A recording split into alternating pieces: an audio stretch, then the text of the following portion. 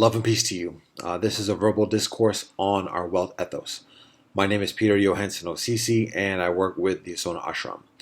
So this is an introduction to some teachings from Taoism regarding our second principle, the second principle within our Welt Ethos, which is called Ubuntu, otherwise known as social justice. So within Taoism, Lao Tzu teaches essentially a doctrine of non-interference, to abstain from imposing one's will, one's biases and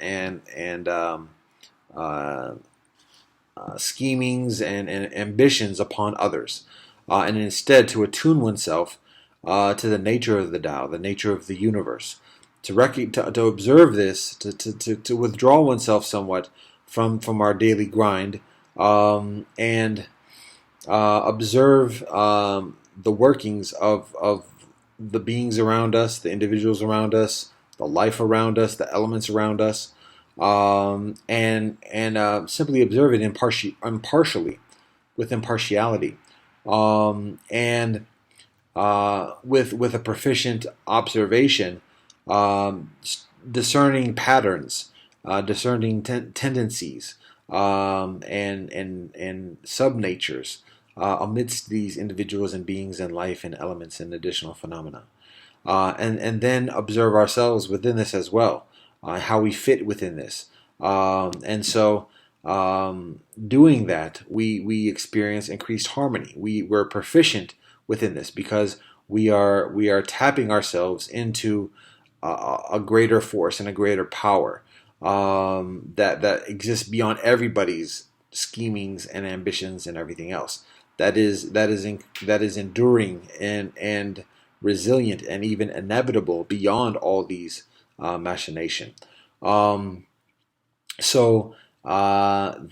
is part of the basic teaching that Lao Tzu provides, and with that proficient cultivation of harmony with the Tao, Lao Tzu teaches the efficacy of non-interference, to abstain from, to minimize our imposition within this machination, recognizing that any undue imposition that we enact is eventually undone by the imposition of someone else. So instead, it's simply to maintain our stay in our lane, maintain our space, and coexist with that harmony. And so many of the teachings of economics, of socioeconomics, are fit within that context, exist within that context, pervade this context, and are beneficial to be understood accordingly. Again, it involves modesty, quelling of the ego, quelling of egotism and selfishness, and recognizing the value within our own sustenance and progression within life, and supporting that, but also doing the same for others as well. And recognizing legitimacy in the progression of others. So the first passage from the Tao Te Ching speaks to this notion of cultivating this harmony with the Tao, and the material experience of this temporal realm. This is the Tao Te Ching, chapter 29, chapter 29. Those who wish to take the world and control it, I see that they cannot succeed. The world is a sacred instrument. One cannot control it. The one who controls it will fail. The one who grasps it will lose. Because all things either lead or follow, either blow hot or cold, either have strength or weakness, either have ownership or take by force. Therefore the sage eliminates extremes, eliminates excess, eliminates arrogance. That is the Tao Te Ching, 29, chapter 29. Again, it's attuning. It's becoming harmonious, having harmonious coexistence with everything around us.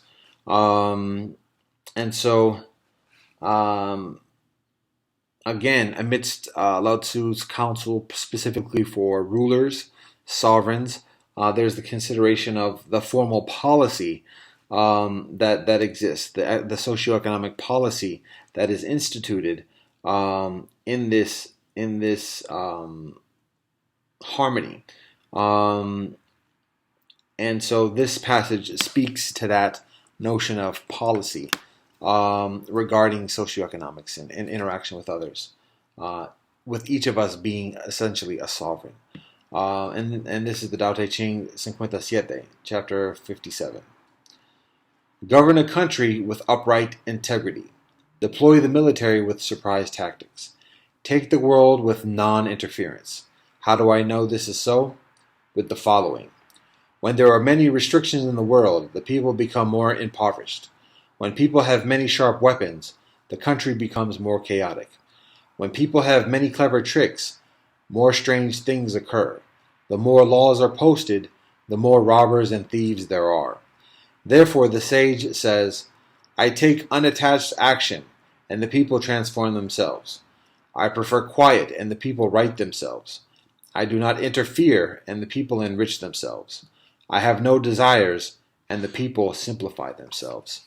That is the Tao Te Ching 57, chapter 57. So, again, it's recognizing the inevitability, the resiliency, the endurance of the nature of the Tao, and that primordial nature, and how all things conform with this, and live and abide with this, and act according to this. And so, and the notion of one's selfish tendencies being contrary or even antagonistic to this, and thus comparatively temporary and unenduring. And so it's a matter of removing oneself from those self-based, selfish intentions, and attuning oneself to the harmony of the Tao. And so this is one other passage that further emphasizes this teaching. This is the Tao Te Ching 67, chapter 67. Everyone in the world calls my Tao great, as if it is beyond compare. It is only because of its greatness that it seems beyond compare. If it can be compared, it would already be insignificant long ago.